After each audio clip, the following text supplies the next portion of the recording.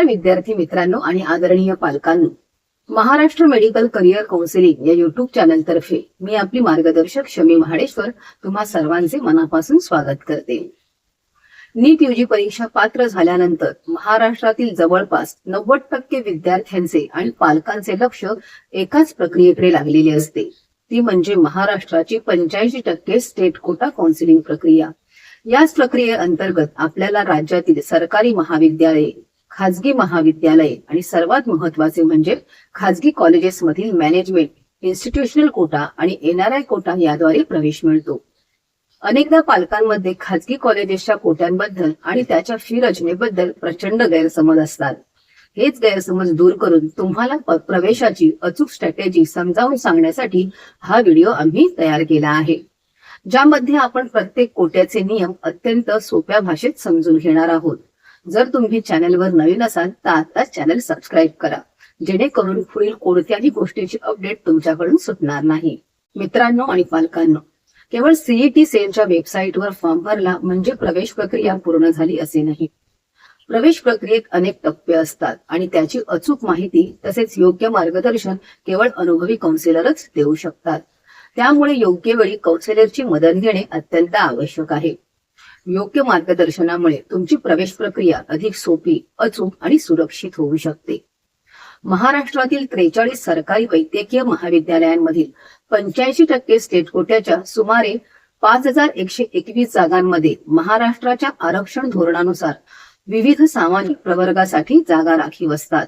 यामध्ये अनुसूचित जाती एससी प्रवर्गासाठी 13% म्हणजे सुमारे 666 जागा, अनुसूचित जमाती एसटी प्रवर्गासाठी 7% म्हणजे सुमारे 358 जागा, इतर मागासवर्गीय ओबीसी प्रवर्गासाठी 19% म्हणजे सुमारे 973 जागा, विमुक्त जाती व्हीजे टीटीए प्रवर्गासाठी 3% म्हणजे सुमारे 154 जागा, एनटीबी प्रवर्गासाठी 2.5% म्हणजे सुमारे 128 जागा, एनटीसी प्रवर्गासाठी 3.5% म्हणजे सुमारे 179 जागा आणि एनटीडी प्रवर्गासाठी 2% म्हणजे सुमारे 102 जागा राखीव आहेत। याशिवाय सामाजिक व शैक्षणिक दृष्ट्या मागासवर्ग एसीबीसी प्रवर्गासाठी 10% म्हणजे सुमारे 512 जागा, तसेच आर्थिक दृष्ट्या दुर्बल घटक ईडब्ल्यूएस प्रवर्गासाठी 10% म्हणजे सुमारे 512 जागांची स्वतंत्र तरतूद आहे। उर्वरित जागा ओपन खुल्या प्रवर्गासाठी उपलब्ध राहतात। तसेच प्रत्येक सामाजिक प्रवर्गामध्ये महिला, दिव्यांग, संरक्षण दलातील जवानांचे पाल्य आणि इतर समांतर हॉरिझॉन्टल आरक्षणाची अंमलबजावणी स्वतंत्रपणे केली जाते। त्याचप्रमाणे महाराष्ट्रातील 23 खाजगी वैद्यकीय महाविद्यालयांमधील 85% स्टेट कोट्याच्या सुमारे 4862 जागांवरही राज्याचे आरक्षण धोरण लागू होते। त्यानुसार अनुसूचित जाती एससी प्रवर्गासाठी सुमारे 632 जागा, अनुसूचित जमाती एसटी प्रवर्गासाठी सुमारे 340 जागा, इतर मागासवर्गीय ओबीसी प्रवर्गासाठी सुमारे 924 जागा, विमुक्त जाती व्हीजे डीटीए प्रवर्गासाठी सुमारे 146 जागा, एनटीबी प्रवर्गासाठी सुमारे 122 जागा, एनटीसी प्रवर्गासाठी सुमारे 170 जागा आणि एनटीडी प्रवर्गासाठी सुमारे 97 जागा राखीव आहेत। तसेच एसीबीसी प्रवर्गासाठी 10% प्रमाणे सुमारे 486 जागा आणि ईडब्ल्यूएस प्रवर्गासाठी 10% प्रमाणे सुमारे 486 जागांची तरतूद आहे। उर्वरित जागा खुल्या ओपन प्रवर्गासाठी उपलब्ध राहतात। या सर्व जागांमध्येही महिला, दिव्यांग, संरक्षण दलातील जवानांचे पाल्य तसेच इतर समांतर हॉरिझॉन्टल आरक्षणाची अंमलबजावणी संबंधित नियमानुसार केली जाते। ही सर्व माहिती आपणास मागील वर्षाच्या सीट मॅट्रिक्स वरून अंदाजे स्वरूपात देण्यात आलेली आहे। प्रत्यक्ष महाराष्ट्र सीईटी सेलचे 2026 मध्ये जाहीर होणाऱ्या सीट मॅट्रिक्सवर आणि कॉलेजच्या जागा विभागणीनुसार प्रवेश प्रक्रिया पार पडेल, हे विद्यार्थी व पालकांनी लक्षात घ्यावे। त्यामुळे ही माहिती केवळ मार्गदर्शनपर आहे। प्रत्यक्ष प्रवेश प्रक्रिया सीईटी सेलच्या नियमानुसार राबवली जाईल याची नोंद घ्यावी। सीट मॅट्रिक्स उपलब्ध झाल्यावर आपल्या कास्ट कॅटेगरीसाठी आवश्यक जागांची उपलब्धता लक्षात घेऊन आपल्या प्रवेशाचे नियोजन करावे। आता आपण 85% स्टेट कोटा म्हणजे काय या संदर्भात सविस्तर माहिती घेणार आहोत। सर्वप्रथम आपण पायाभूत गोष्ट समजून घेऊया। महाराष्ट्रातील सर्व सरकारी आणि खाजगी वैद्यकीय महाविद्यालयांमधील प्रवेश प्रक्रिया state common entrance test cell म्हणजेच सीईटी सेल महाराष्ट्र मार्फत ऑनलाईन पद्धतीने राबवली जाते. यासाठीची अधिकृत वेबसाईट CETcell.mahacet.org ही आहे. ऑल इंडिया कोट्याची 15% काउन्सिलिंग MCC मार्फत वेगळी चालते आणि सीईटी सेलची 85% काउन्सिलिंग वेगळी चालते. राज्यातील सर्व सरकारी मेडिकल कॉलेजेसमधील 85% जागा या केवळ महाराष्ट्राची डोमेसाईल अधिवास प्रमाणपत्र असणाऱ्या विद्यार्थ्यांसाठीच राखीव असतात. आरक्षण आणि फी सवलत सरकारी कॉलेजच्या काउन्सिलिंग मध्ये राज्य शासनाचे आरक्षण धोरण पूर्णपणे लागू होते. यामध्ये SC, ST, OBC, VJNT, SBC आणि EWS प्रवर्गातील विद्यार्थ्यांना त्यांच्या गुणवत्तेनुसार जागा मिळते आणि नियमानुसार ट्युशन फी मध्ये मोठी सवलत किंवा स्कॉलरशिप मिळते. महाराष्ट्रातील सर्व खाजगी विना अनुदानित प्रायव्हेट अनएडेड मेडिकल कॉलेजेस मधील 85% जागा सुद्धा याच सीईटी सेलच्या स्टेट कोट्यातून भरल्या जातात. खाजगी कॉलेजमधील या स्टेट कोट्यांच्या जागांवर प्रवेश मिळाल्यास शासनाच्या नियमानुसार प्रवर्गाची स्कॉलरशिप जसे की ओबीसी प्रवर्गासाठी 50% फी सवलत तर VJNT, SBC, SC, ST प्रवर्गासाठी 100% ट्युशन फी सवलत लागू होते. ओपन प्रवर्गातील आर्थिकदृष्ट्या दुर्बल घटकांसाठी असणारी EWS सवलतही 50% फी माफी इथे उपलब्ध असते. आता आपण काउन्सिलिंग मध्ये सर्वात महत्वाच्या आणि आर्थिकदृष्ट्या संवेदनशील भागाकडे वळत आहोत. तो म्हणजे खाजगी मेडिकल कॉलेजेस मधील 15% इन्स्टिट्यूशनल कोटा, ज्याला सामान्य भाषेत मॅनेजमेंट कोटा म्हटले जाते. या कोट्याबद्दल पालकांनी खालील नियम अत्यंत लक्षपूर्वक समजून घेतले पाहिजेत.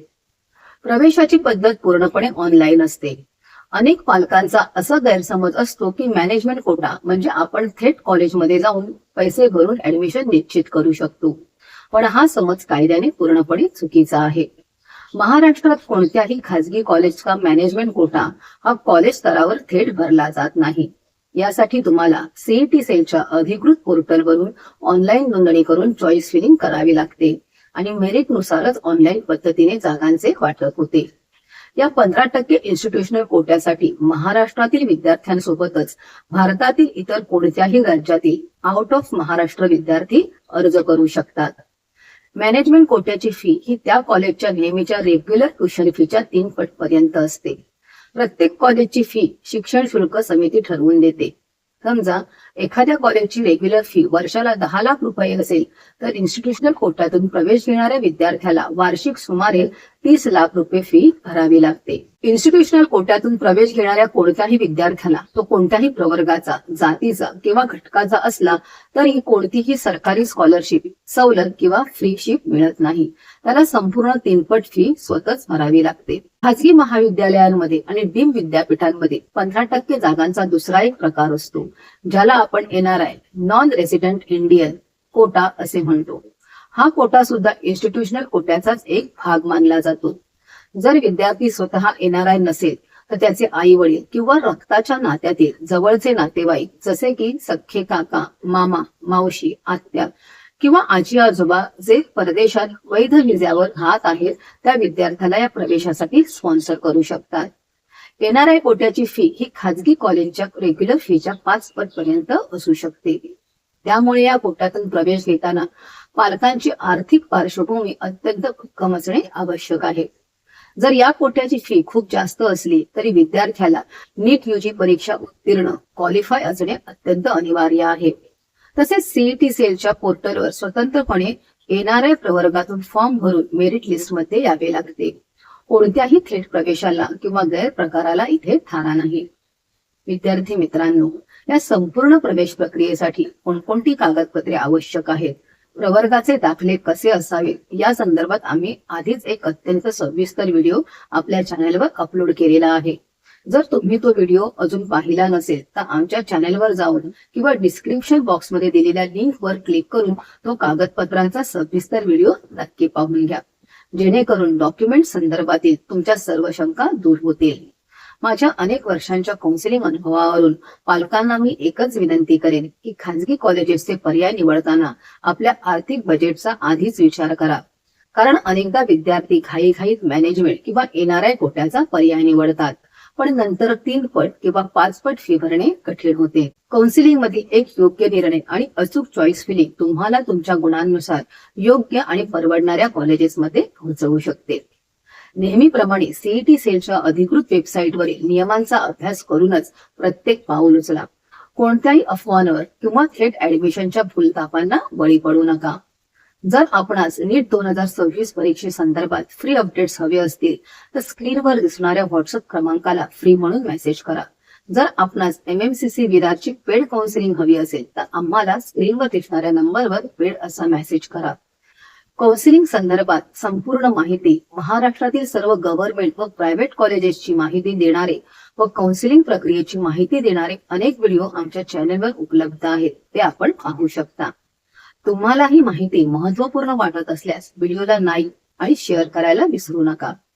महाराष्ट्र स्टेट काउन्सिलिंग, खाजगी कॉलेजचे फी स्ट्रक्चर आणि मेरिट लिस्टच्या प्रत्येक खात्रीशीर अपडेटसाठी Maharashtra medical career counselling MMCC Virar हे युट्यूब चॅनल आत्ताच सबस्क्राईब करा. प्रवेश प्रक्रियेबाबत काहीही अडचण असल्यास खाली कमेंट बॉक्स मध्ये विचारा किंवा विरार येथील आमच्या कार्यालयाला भेट द्या.